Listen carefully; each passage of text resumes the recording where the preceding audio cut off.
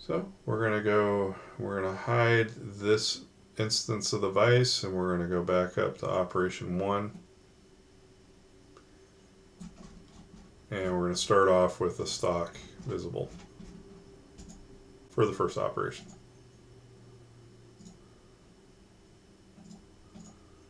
Okay, we go to manufacturer, and we're going to create our new first setup. So we're going to do a new setup. And what I like to do is first set the stock. So I actually go to the stock tab, and we're going to do it from solid, which is our model. And we're going to pick down on model, down on the next tab, expand it out so that we can select our stock, the model of the stock. Okay, and that will give us our stock volume around the part instead of the entire fixture with the vise. Okay, so we're going to go back to the setup tab, and we're going to base our origin off a model box point. I'm sorry, a stock box point. But let's first get our orientation correct. We're not using model origin. We're going to use Z and X axis. We pick on the face we want normal to the spindle, and then we pick what's the X axis. It should be orientated like this with the red to the right. If it's not, you can move it by toggling this flip axis button. Now we're going to pick our box point. We want a stock box point.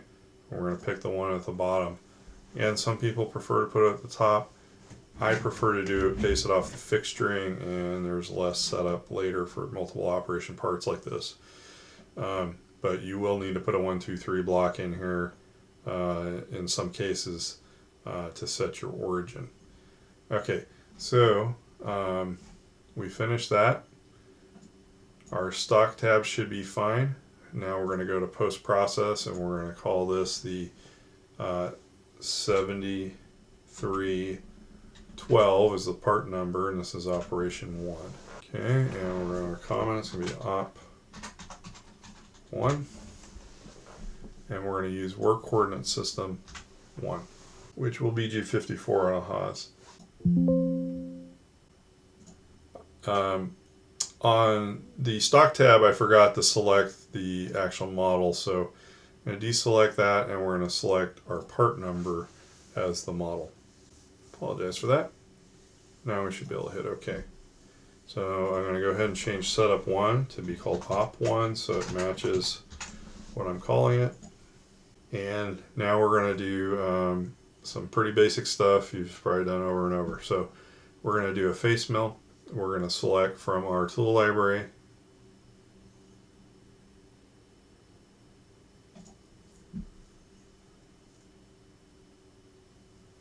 We're going to pick our face mill. Should be going about 3,000 RPM if you have an older version of this tool library for the 24-25 school year. It might have a lower number in there. You want 3,000 or higher to get a better finish. Leave everything else at default. Geometry, we can take the default contours, and then we're going to go to heights tab.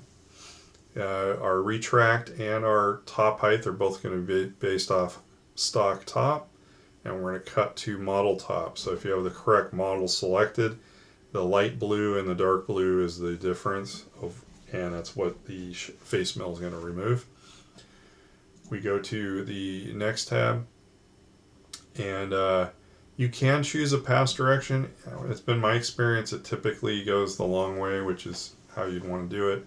If you do have it go in a direction that puts force on the fixed jaw, that tends to be a little bit better. But we're doing such a light cut, I don't think it really matters that much. Our pass extension is 1.5 inches.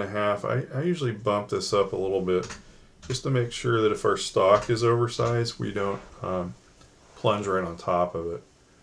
Okay, and we're going to leave all this at default since we're only taking 30 thousandths off. We're going to do all that one pass. We don't need multiple passes on this side of the part. And then we're going to go to our linking tab, and we want the keep down, tool down selected. We want to lead in. Personally, I don't use vertical lead in races, but if you want to, go ahead. On older machines it has trouble, and I find it breaks tips of cutters often. So For this, there's really no reason for it. You're coming off the workpiece. And we're going to hit OK. Alright, so that we go down and we cut to the right. So you could flip direction. That puts the force on the fixed jaw. Might be able to run a little more rigid.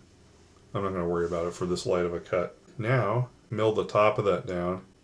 Now we're going to cut the perimeter of the part. There's a couple ways to approach this. You could use adaptive clearing. You could use just a couple contour cuts. We also want to think about separating the pocket on the inside as its own routine. The reason for that is it's a tight tolerance if you look at the drawing. This tight tolerance is designed to fit your pivot arm very tight so that it's got a nice slip fit. You want to set that up so that it's at a point in your program where you can stop it and measure. So you can either take one approach where you do it at the end or you do it at the beginning and then you continue running. In this case, I'm going to do it at the beginning, and we need to pick a cutter that can cut this radius inside there. So what we're going to do is we're going to cut the interior of this with a 3/8 end mill, and what that will allow us to do is we'll cut the pocket first, and then it'll allow us to stop the machine and rerun that cycle if we need to before we proceed. Let's hide the stock because we want to select on the model itself. And rather than doing an adaptive, I'm going to just do a 2D pocket on this, and we're going to switch to the 3/8 end mill.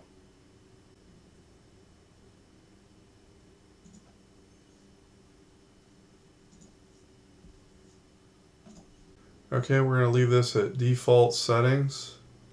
For feeds and speeds, we'll go to geometry. We're going to select the interior of the pocket. You want to make sure your arrow is on the inside of the pocket. And we're going to go to heights tab.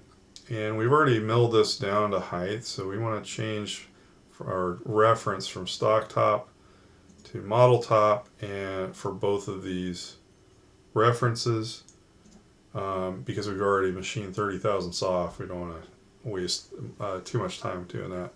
And we're going to go to the selected contour, and for that contour we're going to go negative 10 thousandths.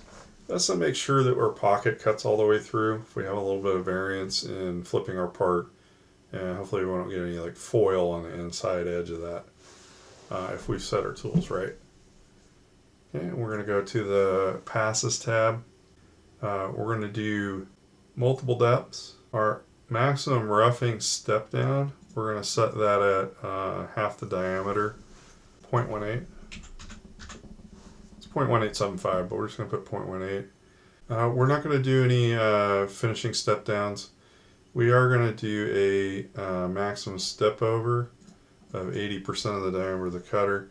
If we had a really high speed spindle, we could use 20% engagement, but we don't have that, and you have to go a lot faster and you do lighter cuts. So we're going to go at 80% of our cutter diameter, so that is on a pocket. So it's 0.375 times 0.8 gives us 300 thousandths. So we're going to go a little bit bigger, so 0.3. And then we will use the morph spiral machining. That'll give us a little bit more efficient step over. Our multiple depths is fine when we have it. We're going to use even step downs. We're not going to do any finish passes in this case, because what I want to do is a separate finish pass, and that's all we'd run to adjust the size of this. Typically, if it's a looser tolerance, I would just go ahead and do a finish pass in this one routine. And we're going to leave, we'll leave the default 20 thousandths per side. Let's actually only leave that on the radial. So we're going to set the axial to 0, so it's going to go to full depth. We can go ahead and put on smoothing deviation. That will matter when it hits the corners. And then on our linking tab, we're going to leave all this stuff at the top on default. Horizontal lead in, we need that. Our sweep angle at 90 is fine. our vertical lead-in radius. Again, I don't tend to use them. There might not be enough room in this pocket for it anyway. Our ramp type, we'll go ahead and stick with helix. That way it goes in helical into the center. We don't really have to because it's a we're cutting aluminum and it's a 3-flute cutter. But if you get over 3 flutes, you kind of have to because the center of the end mill doesn't cut.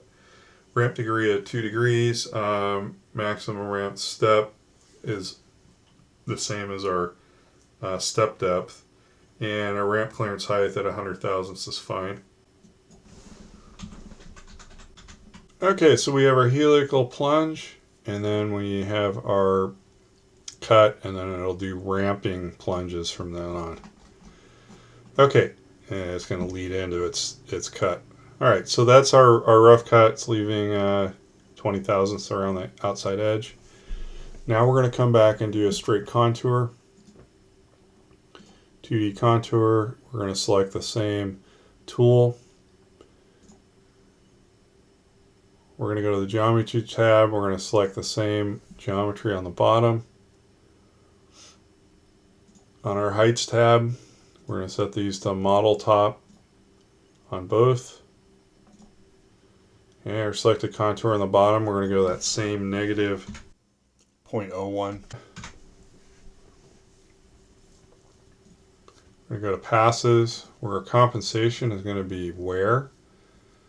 Our finishing feed rate is going to stay the same. We're going to do what's called a roughing pass, but it's really just an additional skim pass. We want to do that on this just so that we're getting a nice accurate hole without cutter flex. So we can leave the maximum step over alone because it's just going to be one pass. We're going to do multiple depths, and our roughing step down we're going to do is half a diameter of the cutter, 1.875.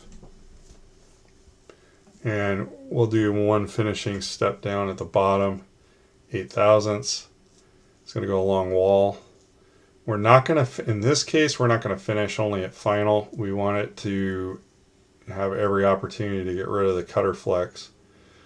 We are going to rough the final depth. We're going to use even step downs. Order by depth only matters with multiple pockets. We don't need to worry about islands.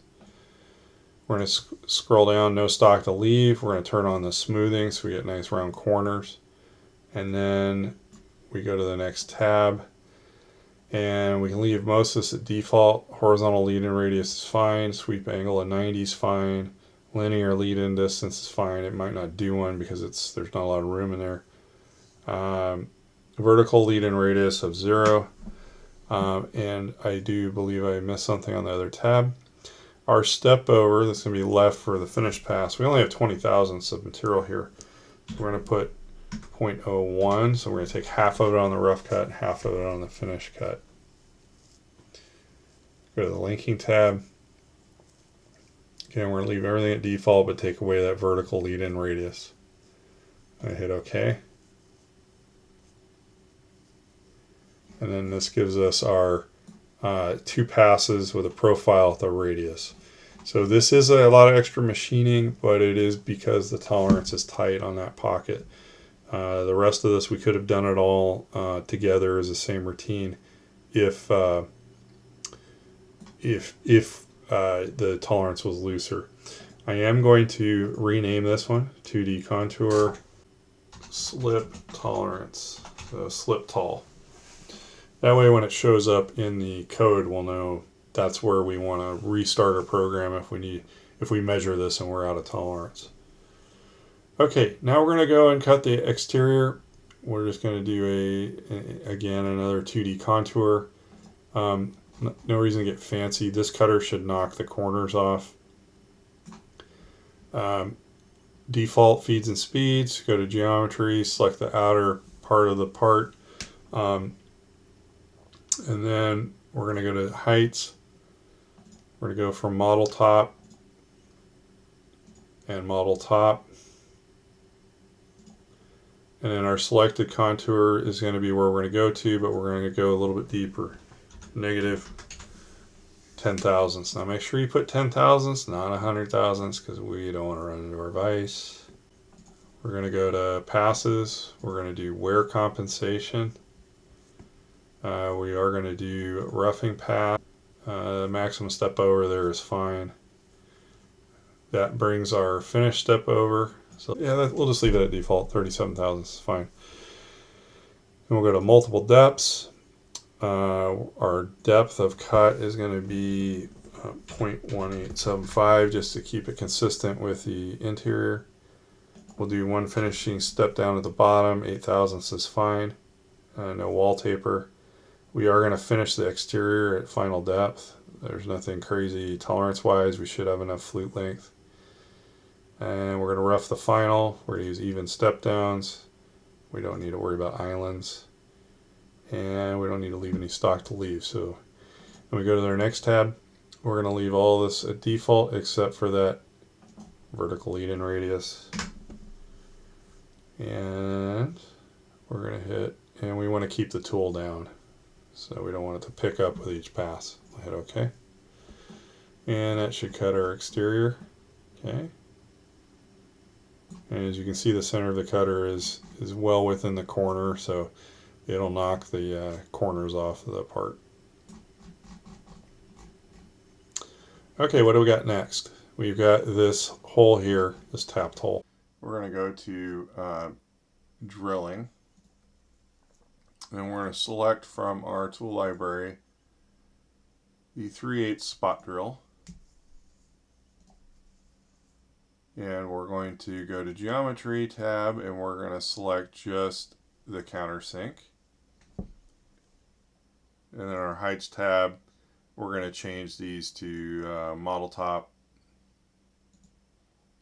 And we're going to go from hole top to hole bottom. It is critical that you only have the countersink selected, or it's going to drill too deep.